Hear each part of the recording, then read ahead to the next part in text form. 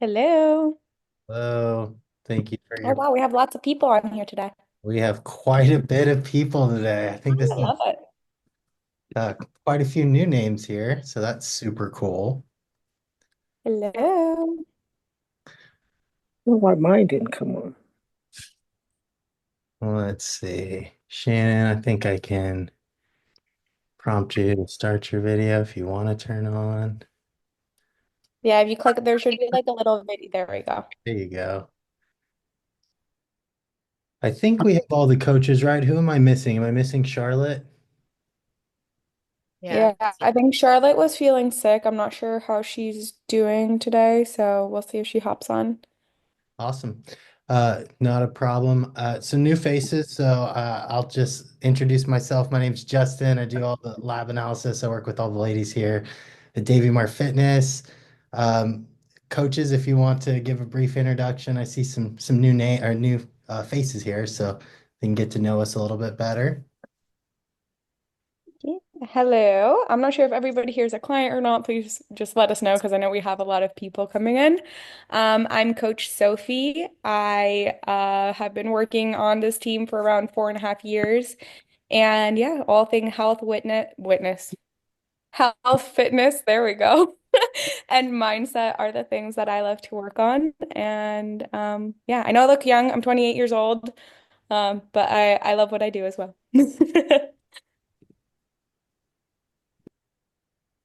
Hey, I'm Coach Lisa. I live in New York. I've been a part of this team for a little over 3 years now. I am, I don't want to say specialize in, but I would say like thyroid, gut, um, hormones, like menopause, kind of like my jam. Nice to see you all here. Hi, I'm Coach Ashley. I live in Austin. I'm also a registered dietitian. I do a lot of the gut stuff, and I don't know. I like all of it. I like health and wellness and fitness and labs and all the stuff. So mostly just helping people strategize and figure it out. Stress is another big piece too. So anyway, thanks for being here, everybody. So with the some of the new faces, I recognize several faces here, but some of the new faces would love to hear what brought you here if you're open to sharing.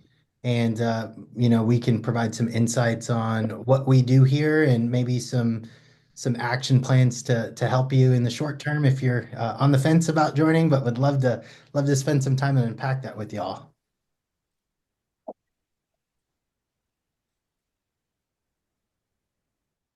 Okay. Hi. My name is Halima Taha. I'm 63, and happy to be alive because some time ago that almost didn't happen. So, in any event, I'm really happy to be a new member. Just a couple of days ago, I did a lot of due diligence on the organization, your approach, your philosophy, how well integrated and holistic on every level, which I thought was very thoughtful and very intelligent because my whole life I've approached my own health in a way that not has only used allopathic medicine and for test purposes, but my medical team has always been um, a acupuncturist, my nurse midwife, because in the United States, nurse midwives can do everything except surgery, whereas outside of the country, it's only about helping people have babies, which is good too. Um, and also my chiropractor. And then I have a medical doctor too, just because they like to run tests, but I just take the results and try to approach things. And so, I came because there've just been some shifts that are happening in my body. And at the same time, my whole life, I had a very irregular um, uh, hormonal system, basically. I didn't menstruate until I was 43. So, for only 5 years. So, in any event, what I'm trying to do is to really benefit from the lab work so that we can critically assess different strategies so that I can continue to maintain the energy and the joie de vivre that I have, and so that I can continue to do all the meaningful things that I love doing. And I just am very excited to listen, to learn, and to also contribute with my coach, who is Charlotte, um, and the community in any way that's, helpful and supportive of one another. And I'm based in Hoboken. I'm a native New Yorker, but I'm in New Jersey right now, so I'm right across the Hudson River. Welcome. Yeah, it's great to have you. We're looking forward to helping you. Thank you. Do I have any other takers?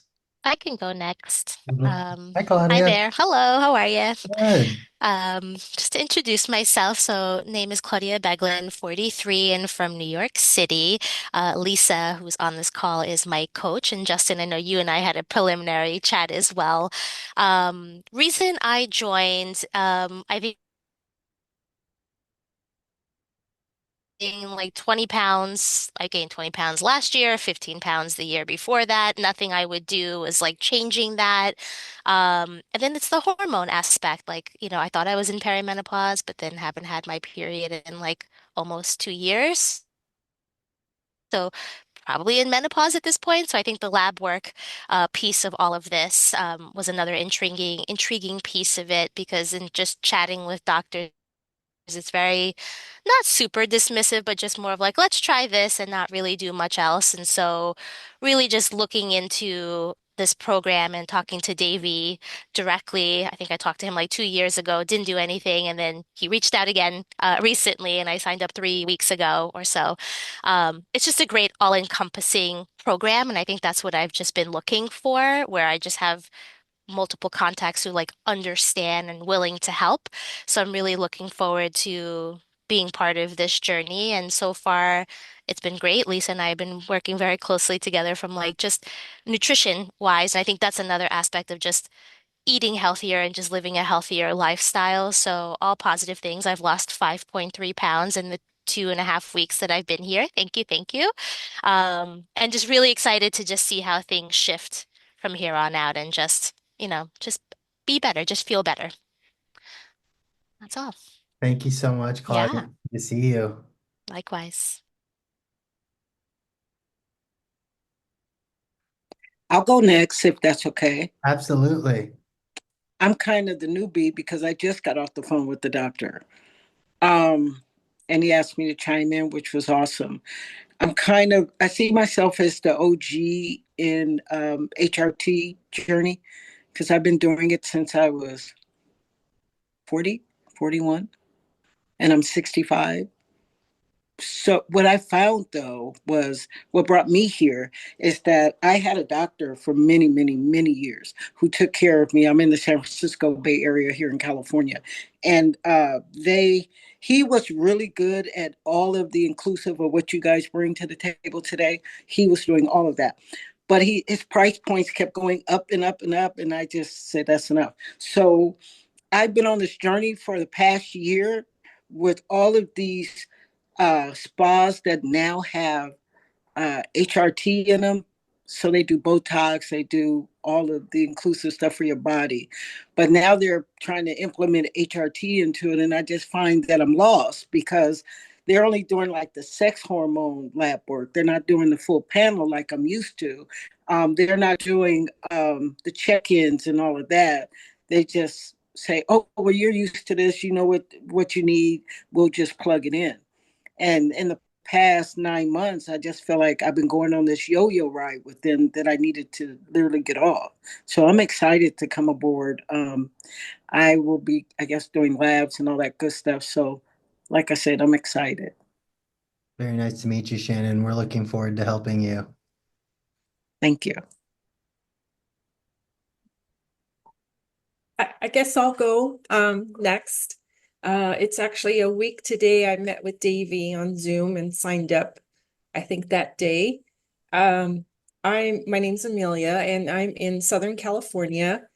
I'm 52, going to be 53. And I reached a point of frustration. I'm in healthcare and went to my gynecologist having some of those symptoms that as women have that don't make you feel really good or mentally healthy, physically healthy. And I asked if they would draw or test my hormone levels before considering HRT. And the response I got was, we don't treat lab levels, we treat symptoms for menopause. And I thought, to me, I understand we're assuming my estrogen is low, so let's replace it and I'll feel better. But we're basing it off, what if there's something else going on? And they didn't consider doing any kind of comprehensive blood work. And that appointment happened probably a week before I found Davey on Instagram, and his post was, has your doctor checked this, this, and this, and you're having this, this, and this? And it was like, no, then they must be guessing. And I thought, oh my God, this is this is what I need to know. So I joined up because to me, HRT, I want it as my last resort. I have a high risk of stroke in my family on my mom's side. Her two sisters died from a stroke. Her brother, I have a cousin who was my aunt's daughter. So I know stroke is very high, and that's concerning to me. I already have high blood pressure on a anti blood pressure medication. So that risk for me is really significant and concerning. And so I just really would like to kind of delve deep into like what else is going on. I think I have high cortisol level. We've read it all. I know my cortisol is probably through the roof. And so this approach is great because I think Ashley's my coach. I think we're meeting next week.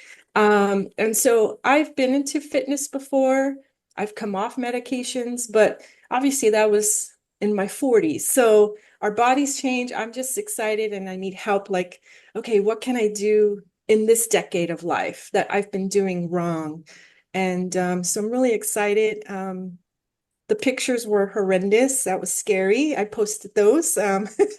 You don't see yourself until you see them in a photo and you're like, oh my God, wow, I want to feel good inside because, I think it's important to self-love ourselves. And when we don't feel good inside, we can't love ourselves or others. It really impacts our relationships. So I'm really happy to be here and excited, hopeful too. Thank you so much, Amelia, for sharing with us.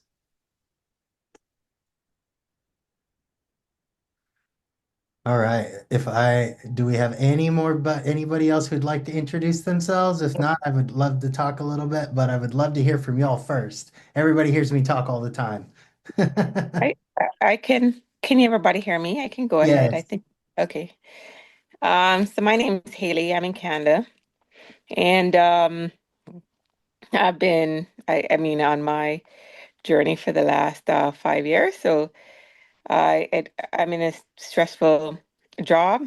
And my family and all that stuff. So usually we don't look at ourselves, we put our health last. So in my I call it my medical um my personal medical board of directors. I do have um um and maybe I should just explain in Canada, like I don't know in the States you can get a private doctor, but in Canada that's just not how the system works. But there is a loophole in the laws between the provinces where I'm in Ontario, but I can go to Quebec and get a private doctor.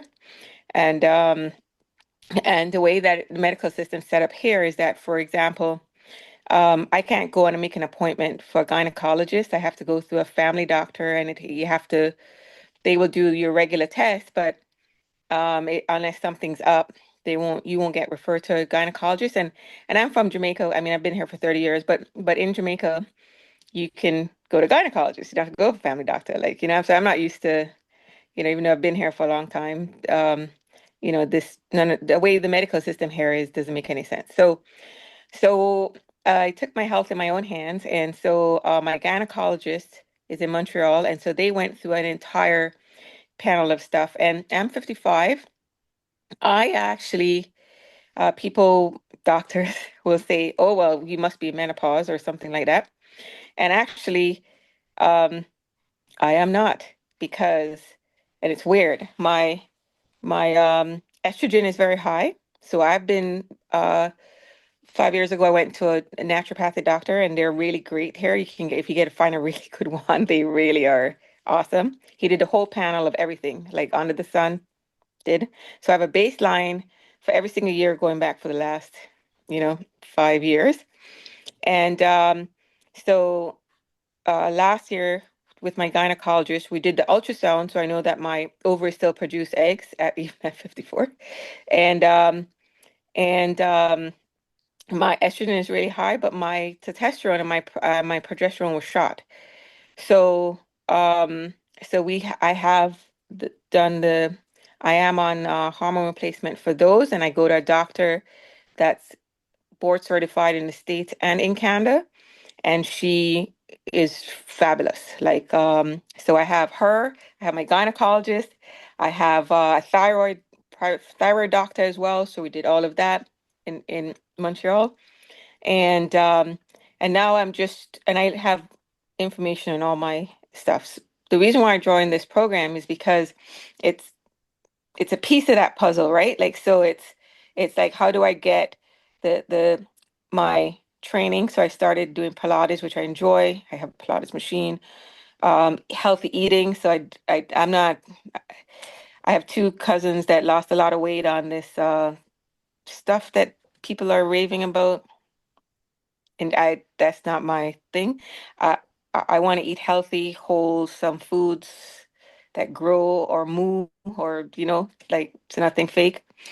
And how do I eat it in a way that that makes sense for my body? So if I know last year when I did this, if I eat 3 meals a day, I don't lose the weight.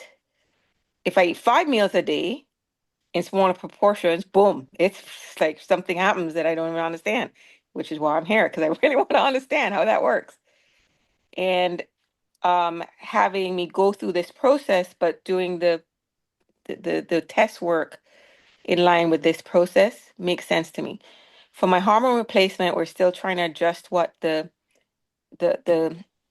amounts are. So I actually have an entire panel done every single month. That's in the program that I'm with my doctor. So that's to educate me about the hormones that I'm taking, how it does my body. This is to educate me on, what's going on in my body and how the food or my level of activity relates to, you know, the blood work. Maybe the same blood work, whatever it is, I don't care. It's just that it's looking at it from different perspectives. So this is a big investment for me because most of you are in the States. The exchange rate is 1.4 probably right now. So it's a massive investment. It's a 1 year, and I'm using it to change the rest of my life so that I'm on the right path and I just go forward from there. If that makes sense.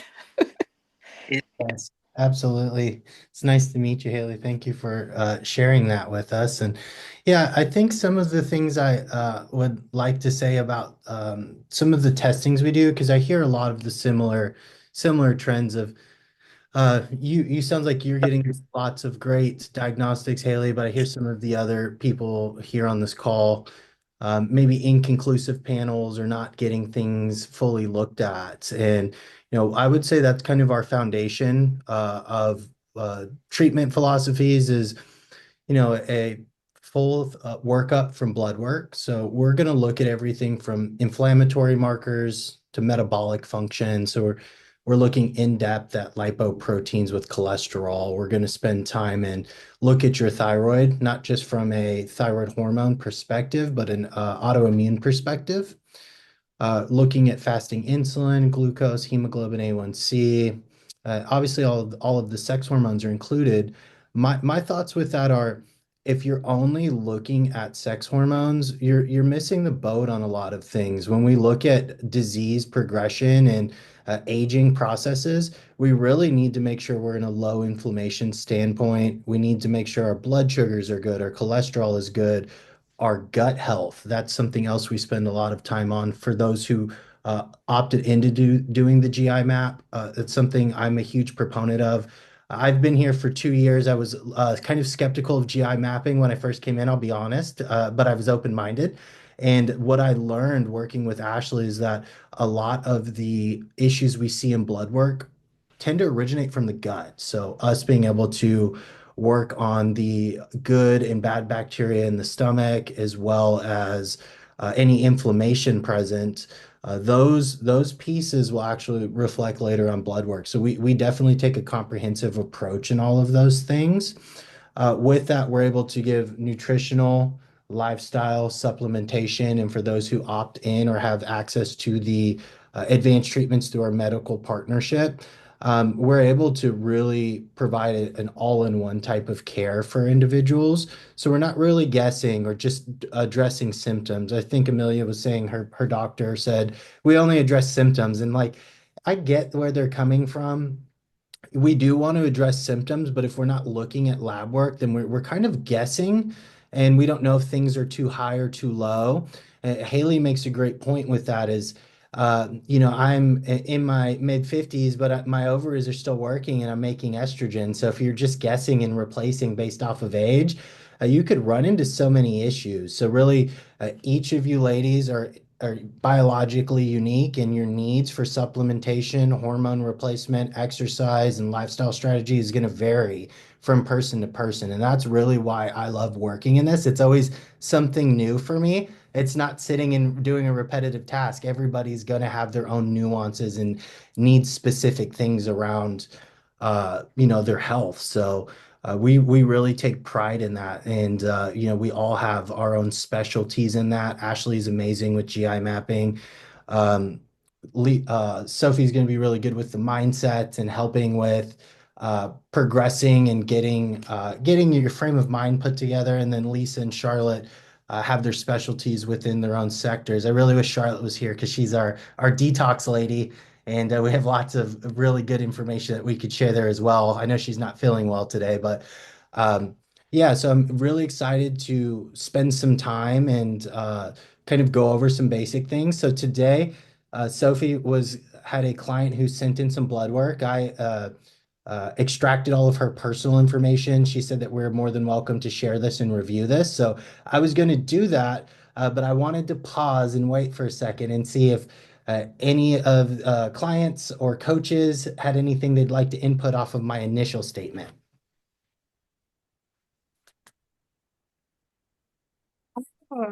Question. Yes. So for me, the idea of HRT it has always been very abstract, and it's something that you know I was not interested in ever considering it because of what it's the traditional course of HRT is, and not wanting to do a lot of things. I'm a person that was told I could never get pregnant. I said, fine, I like to practice. If it happens, fine. If it doesn't, fine, no one. And then at 39 and a half, I got pregnant. Okay.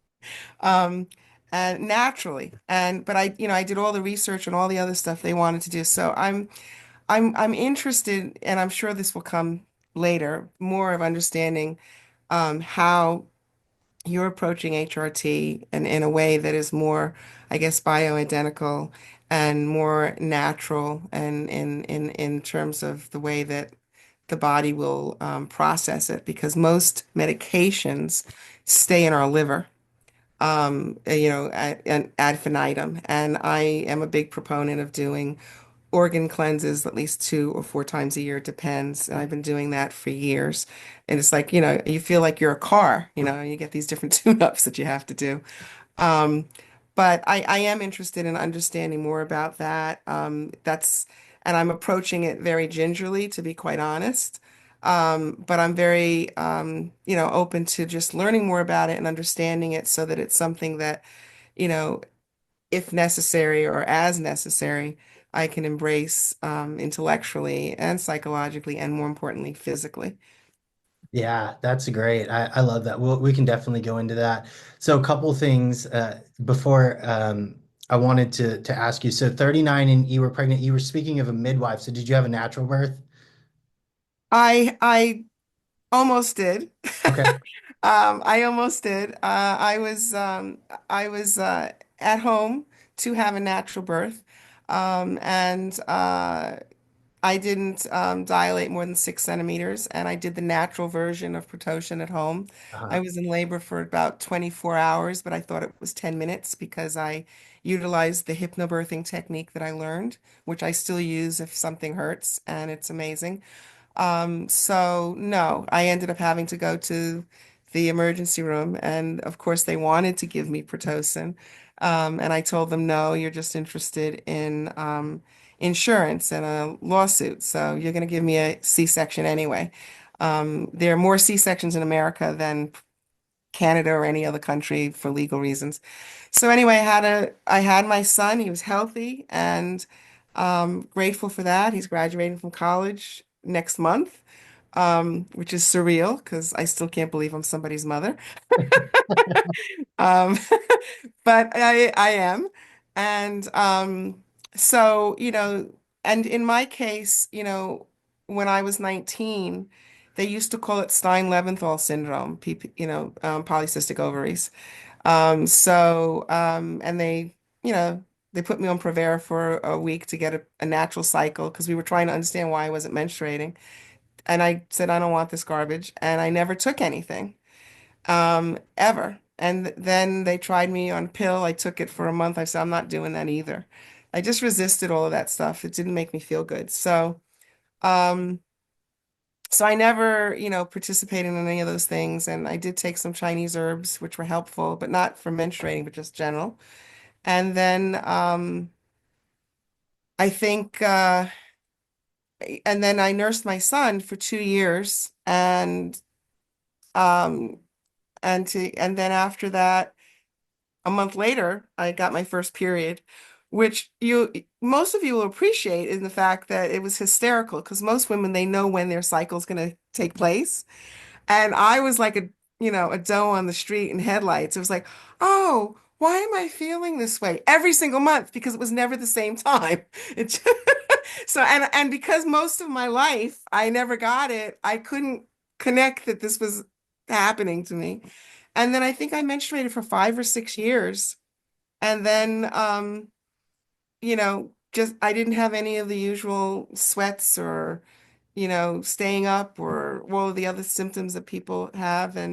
Um, and it's just been in the last few years that I've been gaining weight and doing the same kinds of things, and, in terms of movement, in terms of certain diet, I mean, my diet, I was raised vegetarian, but in 93, I might have started eating meat 3 times a year for religious reasons. And then, but now, I mean, I go from vegan, vegetarian to raw to, I basically follow what my body tells me I need. I'm very, I used to be a dancer and a martial artist, so I'm very aware of how I'm feeling and I just follow it like that. But this whole thing I know with the hormones is a real part of my life. And it's now, I think, catching up to me since I've been here for the amount of time I've been on the planet. And so I just really am interested in everything. But there's a nervousness, I will honestly say, about the idea of hormone replacement therapy, in terms of how does that affect me? Am I going to have to take it for the rest of my life? I mean, the idea of forever is still abstract and be in physical terms, not in spiritual terms, but Yeah. No, thank you for sharing that. The reason I asked about the home birth, I just had my first home birth, or I didn't, my wife did. Obviously, I cannot do that, but we did that in January, and hypnobirthing was part of that process. She birthed for I think active probably 18, 20 hours. She's a trooper. She's a martial artist. We have a Taekwondo studio that she runs here in Arkansas. And, Mhm. so I understand and it obviously can just connect with you immediately on those things. So I think that's super cool. I think natural birth and doing things holistically makes the most sense. So when we look at the aging process, you're going to make adequate hormones. The average age for menopause is 51. That varies. Obviously, every woman on this call is experiencing peri or postmenopause at different phases of their life. Um, the things that we do know, estrogen specifically, very good for bone health. So if we look at proliferation of bone, we definitely need estrogen present. So we think about all of the little old ladies. We all have grandmothers or great aunts who have sneezed and cracked a rib or fallen and broken a hip. So, the estrogen piece of that is really interesting. I think about it more than just improvement in well-being. I think about it protecting architecture of your body.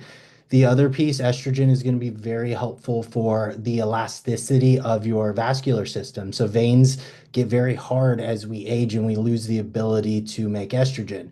We see this in men. We have a lot lower estrogen than women. We're at risk for cardiovascular disease and heart incidents at a much higher clip until women hit menopause. Why do women's risk for heart disease and heart attacks go up significantly when they stop menstruating? Well, they're not making estrogen. That's your primary hormone.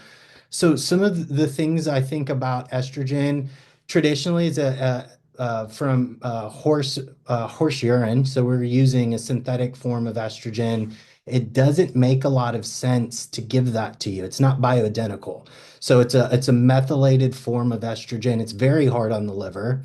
We look at potentially issues with detoxification. So all drugs do phase one through the liver unless we're injecting it or we're using a buccal administration under the tongue or some sort of suppository or insert.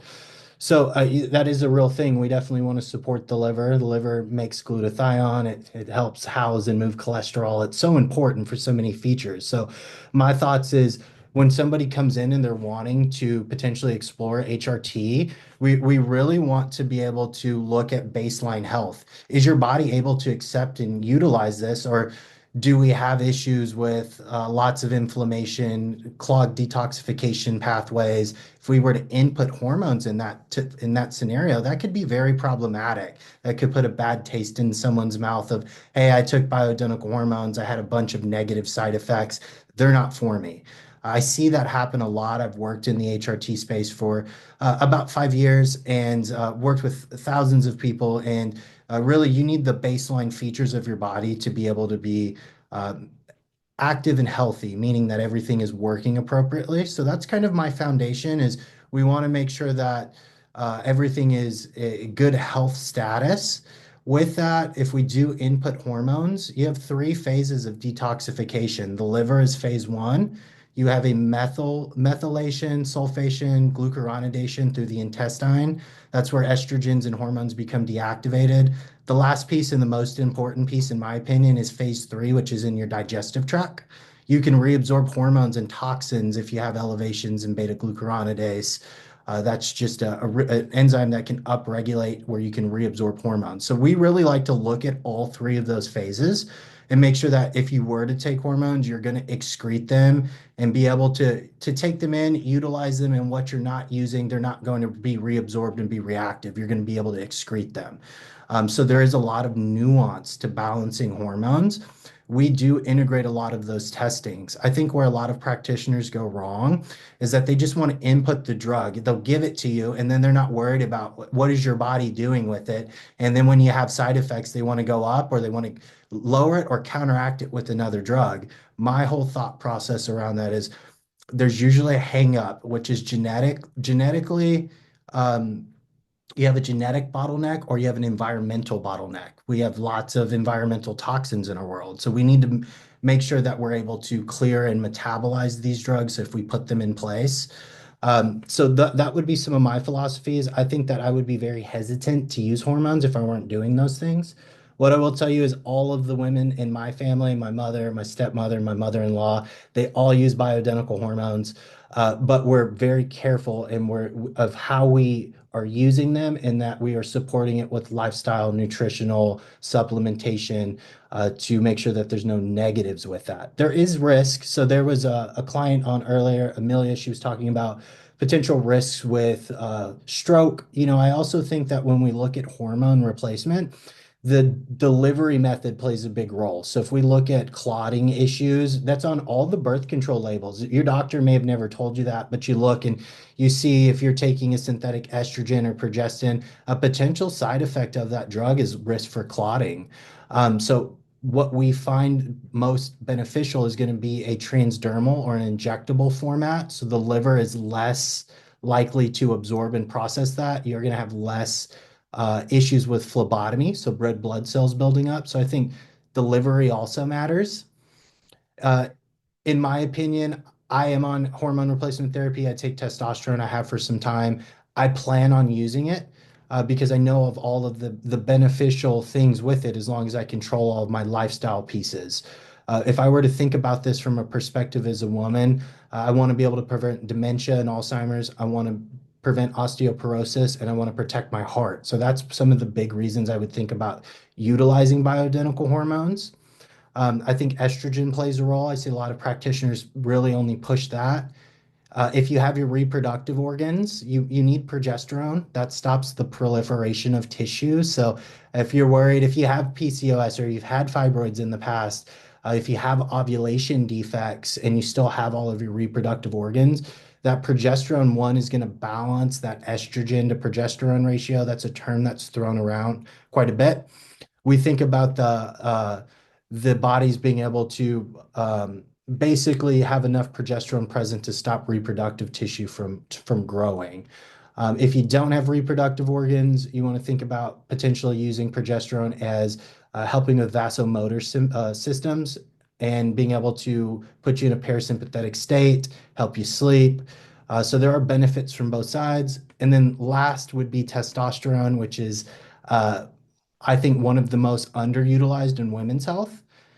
Granted, you don't want a testosterone like mine. I'm sure none of you women want a beard or have hair loss. Those are things that no one wants to experience.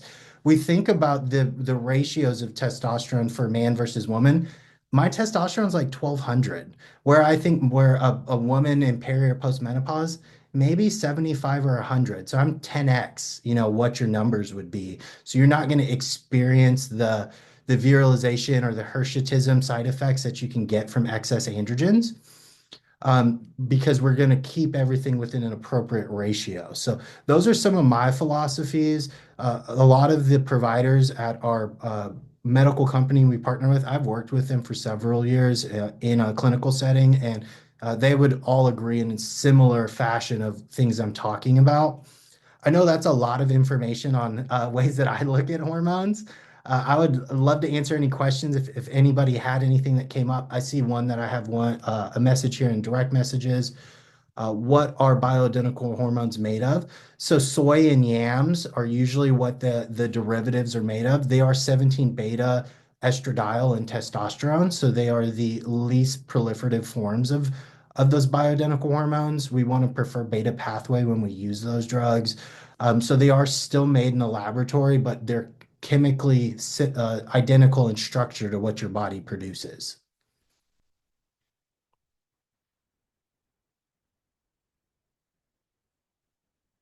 I have a question about the soy. Yeah. You know, um, un- well, you're saying that the soy is chemically created, right? And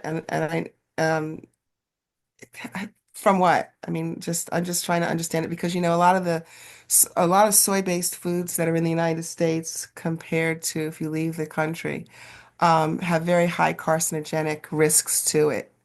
And so I'm just curious about the ethics of the labs, number one, that you're working with, and also the way that these things are created, with being able to, like how long have the studies been out in terms of the other kinds of risks and stuff. That's the part that makes me nervous, basically. I mean, certainly that's much better than horse urine, of course, and it's plant-based. Um, but could you speak a little bit more about that? Yeah, absolutely. So first thing I'm going to do for you, it looks like you are on a laptop. I'm going to drop this Okay. in the chat here. So here's some of the information on bioidentical hormones and clinical practices. You could look over this. This talks Okay. more specifically Thank about, you. yeah, absolutely. Some of the things that you'll see in here is they're going to be synthesized from plant sources, Right. specifically soy and yam. I'm not a chemistry major, so I would not incline. I'm not going to speak over my head. I don't know the specifics in the synthesization of yams or soy into bioidentical hormones, but I can speak to pharmacies specifically. So, pretty much everybody on this call would be able to receive hormones from a company called Empower Pharmacy. They're one of our partner pharmacies. They're the largest 503A pharmacy in the United States. They're 10x the size of any other pharmacy. With that sort of size comes with lots of oversight from the DEA. So quality control is going to be very high. They're not competing with the Pfizer or Lilly, but when we look at compounding pharmacies, they're kind of a cream of the crop, if you will. So they're going to have highest APIs in manufacturing bioidentical hormones. Everything that they make are going to be on the approved list of medications from the DEA. So I hope that answers some of your questions. I could go a little bit deeper if you'd like Yeah. me to, but those are the pharmacies we use, and then there's some clinical data on the bioidentical hormones.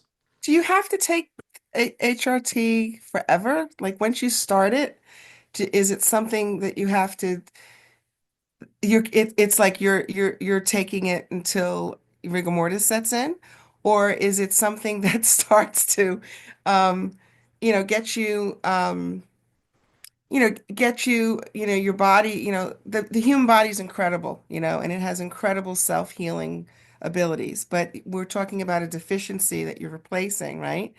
And how does the body respond to it in terms of long-term use? I mean, that's what I think I'm trying to grasp.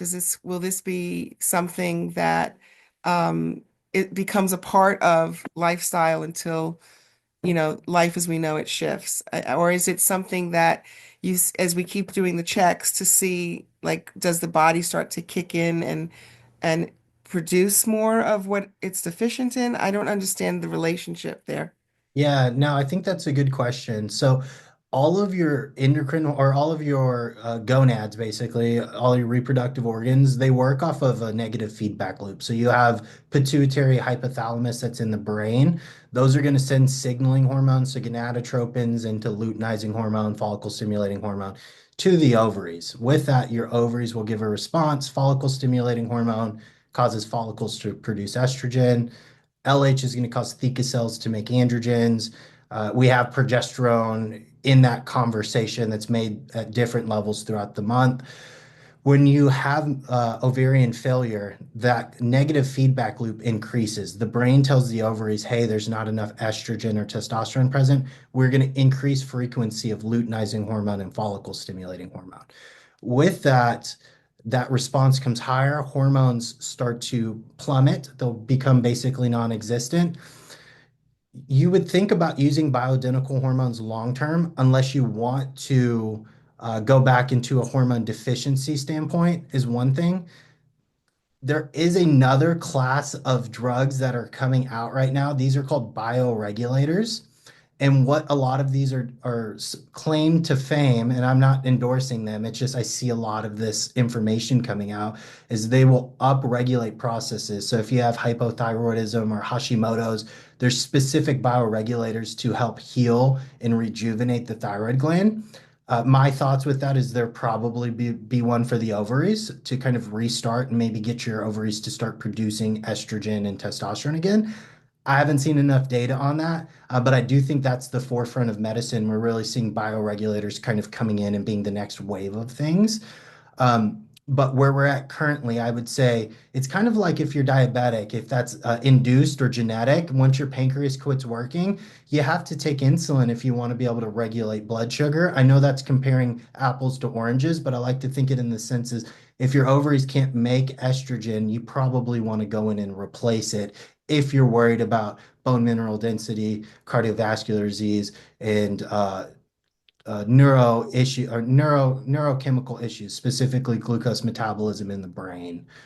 So my thoughts with that is probably using it long term, unless we see bioregulators become a thing in the next 10 years, which I do think that will be a hot topic. If you use it long term and then you stop, what happens? It's like there's certain uh, um, drugs that are like I have friends who are on like Coumadin or something like that. And if you're taking it for a long time and then you can't gradually you can't stop. They have to, I think, gradually get you off of it or something. But if you stop, then there are other kinds of things that happen. But with HRT, with these bioidentical markers and processes, if you decided for whatever reason to stop, or you know what are the risks as far as that's concerned, or are there not? Your body will just gradually decrease and decline to whatever it was. That's what, that kind of thing. Yeah, from what I've seen is mostly going to be a downregulation of hormones. So there's not like a negative effect of pulling them out. You will, if you're having any of the postmenopausal symptoms, those will start to manifest again, and then potentially being at risk for some of those health concerns when you're in void of hormone. Those would probably be the biggest things. Um, I would say that you would want to think about going back to the current status you're in. If you're already not making any estrogen, you're looking on labs and it's not present, you replace it and then remove it. You can't really go less than nothing. So your body will just kind of settle back into that position. I love the questions. I think challenging, wanting to learn more is very important. I think you're stating lots of questions that women would be curious about. We give these recordings out on a weekly basis. So I love some of the questions that you're answering. Is there any more questions that I can try to answer for you? How many people are involved in assessing the lab work? It's you, and is there someone else? And also the medical team. Do we also get a copy of our lab results? And do we also have a chance, for our own files? And do we also have a chance to um, listen and brainstorm in the All process of our All of the journey? above.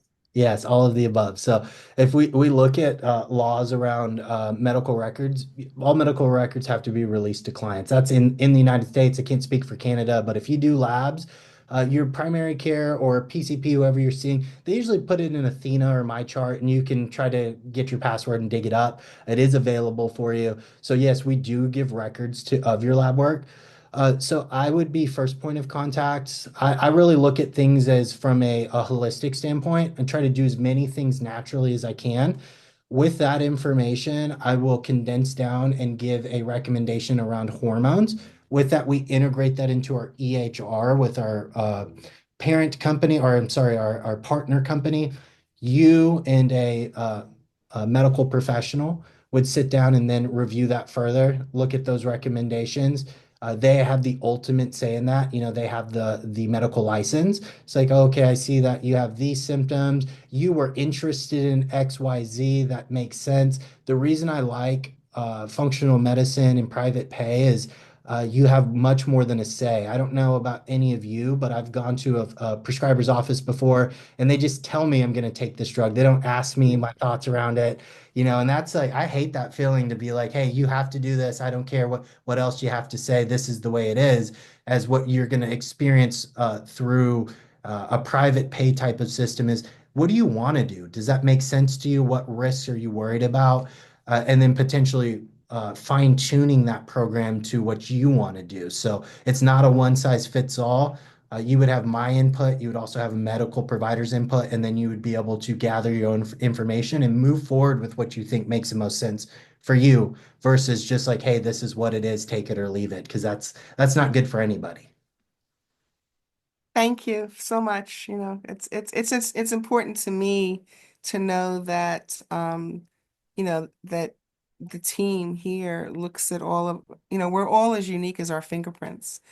And that's a fact. So and some of our experiences are equally unique. So, it's all of those variables in these conversations with the people we're working with, I think are really important to be, you know, at the forefront of the discourse. So I thank you for answering the questions. Yeah, absolutely. I'm more than happy to. And one of the things I've talked to a lot of the ladies maybe dipping their toes in the water, thinking about doing this is you also have to like who's on the opposite end of the screen, and we have to have similar thought processes. Because if you don't connect well, you could offer the best treatments and lifestyle modifications, but if you have a hard time meshing together and wanting to work together, you'll never have success. I think the mind is probably the biggest piece in feeling better and being healthy. You can take all the supplements and to all the bioidentical hormones, but if you're mentally not there or you're disconnected with the ones who's helping you, you're probably going to have mild to moderate success in whatever you're doing. So agree with you 100%. Um, Coaches, clients, anybody have anything they'd like to input? I have been going for about 54 minutes. If not, Sophie, I owe you a review of this. What I will do is I'll just send you a loom for this client, and then you can forward it over to her, okay? Yeah, that would be perfect. Thank you so much, Justin. Absolutely. Andrea, it's good to see you. I see that you hopped on as well. Amelia, it's good to see you back. Audra, do any of you ladies have any questions for us that we can answer for you?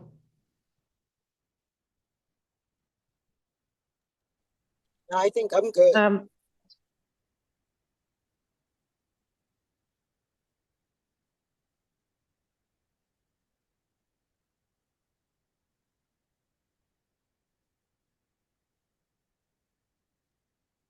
I actually do have one question. Yes.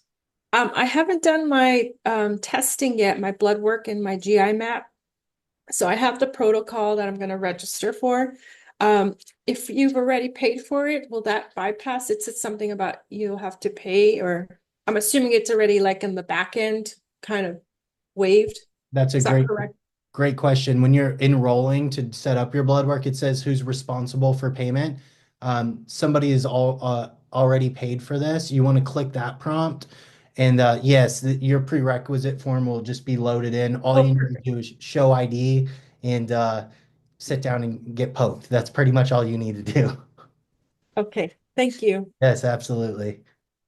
Yeah, I'm in the same place as you, Amelia. I just spoke to Davey 2 days ago, and and then got everything going. So now I just received something yesterday, so I have to go get the lab work. And again, we could you just quickly just say we're not supposed to we're supposed to fast how many hours before the blood work? Minimum 12. You want to get at Okay. least a 12-hour fast there. Okay. And what's the turnaround for you to get the reports from the lab work from them? That's another good question. It depends on how efficient your LabCorp is locally at processing that. So sometimes really quick. Sometimes if I have somebody in a rural area, it may be 14 business days.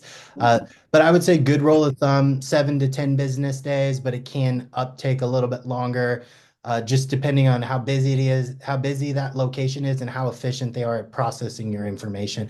A lot of the stuff we're doing is going to be pretty in depth. Ashley, do you have any input on GI map? Because I know that takes a little bit of time as well. Yeah, I was about to say that. Yeah, so GI map typically I tell people to plan on 4 week turnaround, so it's longer for sure for Yeah, I them to have to go out of process and that. state because New York and New Jersey, um, the lab for some reason it doesn't work with you guys, I guess. So I'm gonna drive to Connecticut. Yeah, Yeah, no, that's great.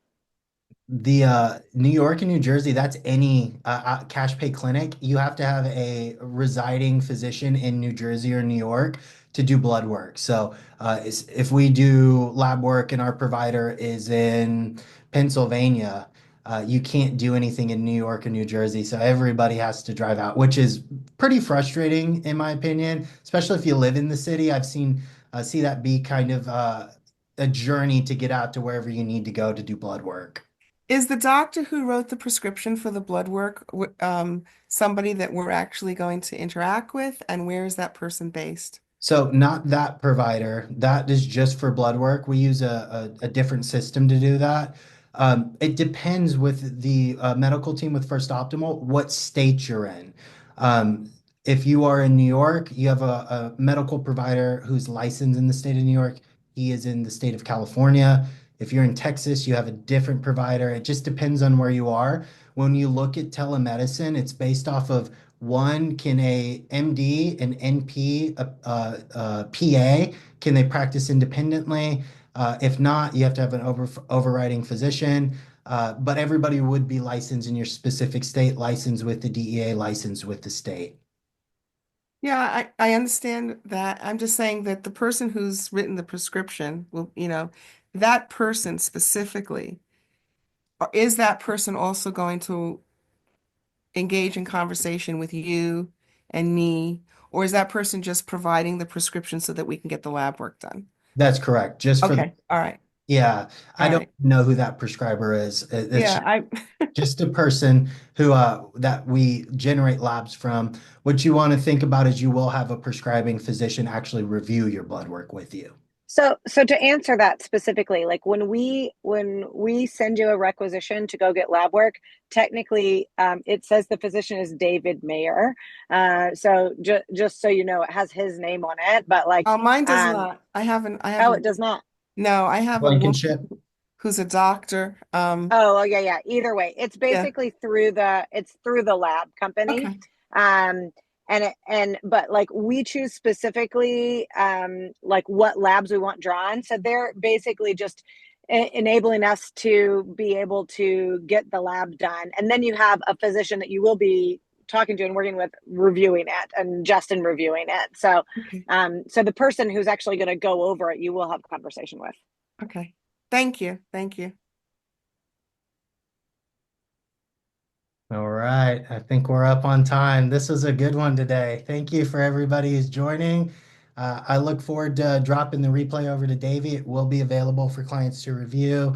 I hope you all have a great day, and I'm looking forward to speaking with all of you. Thank you. Bye. Thank you.